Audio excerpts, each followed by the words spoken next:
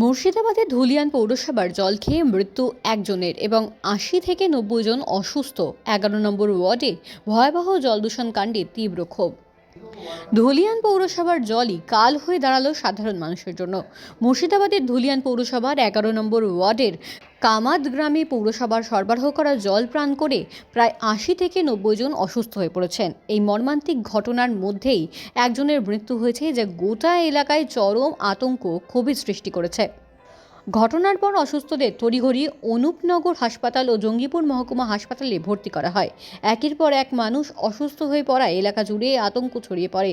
পরিস্থিতি সামাল দিতে ধুলিয়ান পৌরসভার পক্ষ থেকে মাইকিং করে পৌরসভার জল না খাওয়ার নির্দেশ দেওয়া হয়।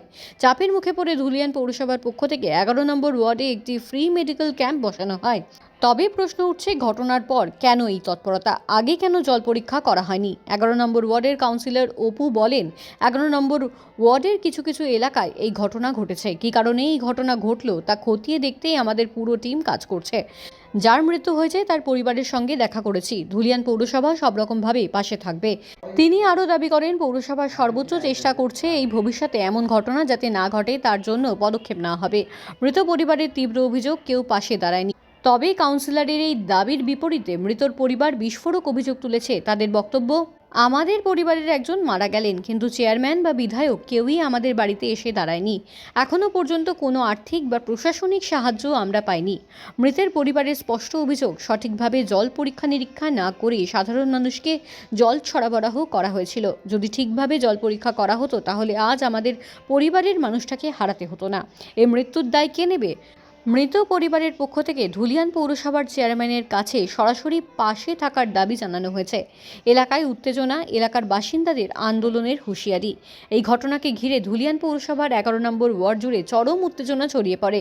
ক্ষুব্ধ এলাকাবাসী স্পষ্ট হুঁশিয়ারি দিয়ে জানিয়েছেন, আগামী দিনে যদি আবার এমন ঘটনা ঘটে তাহলে আমরা বড়সড় আন্দোলনে নামব। মানুষের প্রশ্ন, পৌরসভার জল যদি নিরাপদ না হয় তবে সাধারণ মানুষ কোথায় যাবে? এই মৃত্যুর দায়িত্ব কার? কেন আগে জল পরীক্ষা করা হয়নি? শেষ কথা, একদিকে অসুস্থ শতাধিক মানুষ, অন্যদিকে একটি মৃত। এই ঘটনা ধুলিয়ান পৌরসভার জল সরবরাহ ব্যবস্থা নিয়ে ভয়াবহ প্রশ্নচিহ্ন তুলে দিল। তদন্ত কতদূর এগোয়, দোষীদের বিরুদ্ধে আদেও কোনো কঠোর ব্যবস্থা নেওয়া হয় কিনা সেদিকে এখন তাকিয়ে গোটা এলাকা। ধুলিয়ান পৌরসভার জলকাণ্ড কি শুধুই দুর্ঘটনা নাকি চরম প্রশাসনিক গাফিলতি? এটা আমার একটা পাড়া আছে, যেটা দক্ষিণ পশ্চিম মাঠপাড়া। এই জায়গাটাতেই এই সমস্যাটা দাঁড়িয়েছে। তার জন্য আমরা মেডিকেল টিম এখন বসেছি, যারা কাল থেকে মেডিকেল টিমে কাজ করছে। যারা এই রোগে আক্রান্ত তাদেরকে হসপিটালাইজ করা হয়েছে। তারা হসপিটালে অ্যাডমিট আছে, কেউ কেউ সুস্থ হয়ে বাড়ি ফিরেছে। ভবিষ্যৎ পরিকল্পনা নেওয়ার জন্যেই আমরা পিএইচইকে বলেছি, ওরাও আছে জলের ট্রিটমেন্টটাকে করিয়ে নেওয়ার জন্য। আর মেডিকেল টিম আরও আমাদের কাজ করছে, যেটা এই মুহূর্ত চলছে। এখানে একটা অভিযোগ হচ্ছে কি একজন জল খেয়ে মারা গেছে, এই বিষয়ে কি বলবেন? যাক, এটা বলবে হয়তো ডক্টর, কেসটা কি করে মরেছে এটা তো আমিও সন্দেহান আছি।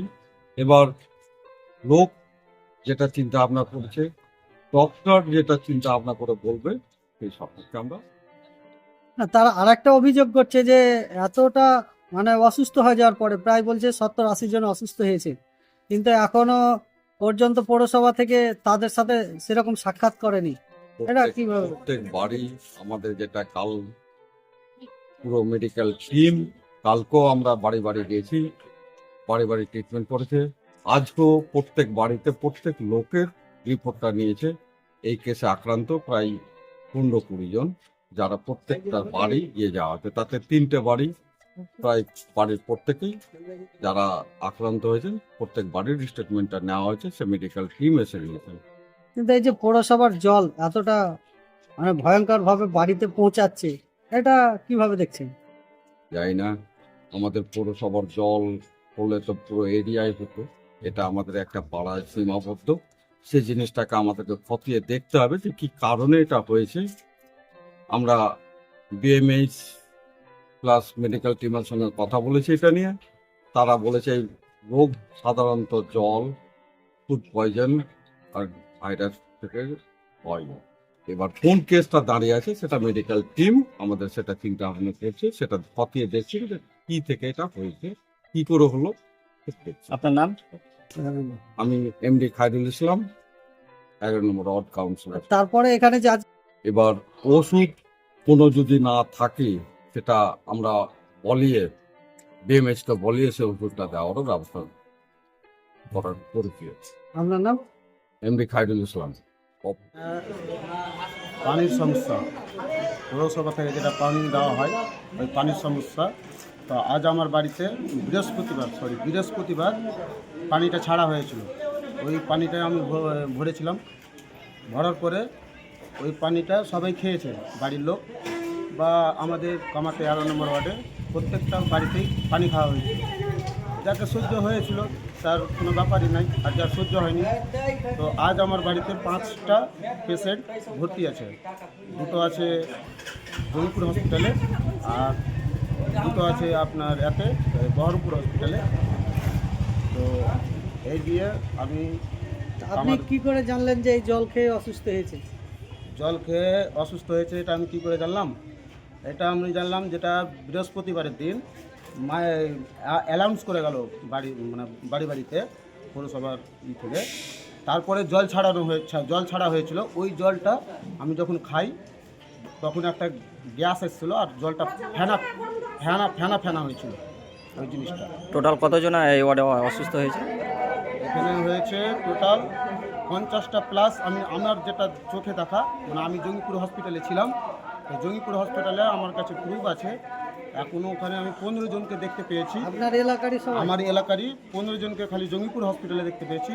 আর অনুপনগর হসপিটালে মিনিমাম 70 থেকে 80টা অনুপনগরে ভর্তি আছে। আর বহরমপুরে মিনিমাম ওই 14 থেকে 15টা মতো। এটা কি জানানো হয়েছে পৌরসভা? এটা আমি সঙ্গে যখনই জানতে পেরেছিলাম, এখানে একটা রিটন বলে একটা ছেলে ছিল গাড়ি করে, ওকে বলা হয়েছিল যে দেখো এটা তদন্ত লাগাতো। তো ও বলছে প্রত্যেকটা বাড়িতেই এই কেস আসছে। তো এটা জলের সমস্যা হয়েছে। আর আমরা ওদিন জানতেও পেরেছি কি জলটা খেয়েছিলাম, তো ধ্যান ছিল আর ফেনা হয়েছিল জিনিসটা। তো এটা কি পৌরসভায় চেয়ারম্যানকে জানানো হয়েছে? না, আমি প্রথমে ফোন করেছিলাম আমাদের 11 নম্বর ওয়ার্ডের কাউন্সিলরকে, অপু কাকাকে। তো ও বললো কি আমি দেখছি, এই জিনিসটাই আমাকে বলেছে। আর বাকিটা আমি জানি না। তারপরে চেয়ারম্যান রাত্রে হয়তো আমাকে ফোন করেছিল, কি করেনি আমি এটা বুঝতে পারবো না। আমি 2টো রাত জাগে ছিলাম, যে আমি ঘুমানো অবস্থাতে ঘুমিয়ে গেছিলাম। তো যারা ভর্তি আছে আপনার এলাকার বা আপনার ফ্যামিলির লোক, তাদেরকে দেখতে গিয়েছে কোনো না, প্রতিনিধি? এখন পর্যন্ত কেউ যায়নি দেখতে। শুনলাম একজন মারা গেছে। হ্যাঁ, ওই কারণে একটা জল খেয়ে একটা ডেটও হয়েছে, মারা গেছে। জল খেয়ে মারা গেছে? জল খেয়ে মারা গেছে। ওনার নাম? ওনার নাম হলো আয়েশা বিবি। বয়স কত হবে তার? বয়স তার 50-এর উপরে। তো এখন কি চাইছেন আপনারা? এখন আমরা চাচ্ছি যে আমাদের এলাকাতে যেন এই জিনিসের ব্যবস্থা নিতে হবে, আর এটা আমাদেরকে জানাতে হবে কি এটা কি কারণে হলো আর কিসের জন্য এই জিনিসটা হলো। এটা নিয়ে কি থানায় জানানো? না, আমরা এখন পর্যন্ত কোনো জায়গাতে যাইনি, আর এখন পর্যন্ত কাউকে আমরা বলতেও যাইনি। খালি জাস্ট আমাদের কাউন্সিলরকে খালি আমি ফোন করে জানানো হয়েছে। আপনার নাম? হ্যাঁ, আমার নাম কাসিম মহলদার। এটা কোন জায়গা? আমি 11 নম্বর ওয়ার্ডের কামাতে, ধুলিয়ান ধুলিয়ান কামাত, 11 নম্বর ওয়ার্ড ধুলিয়ান কামাত।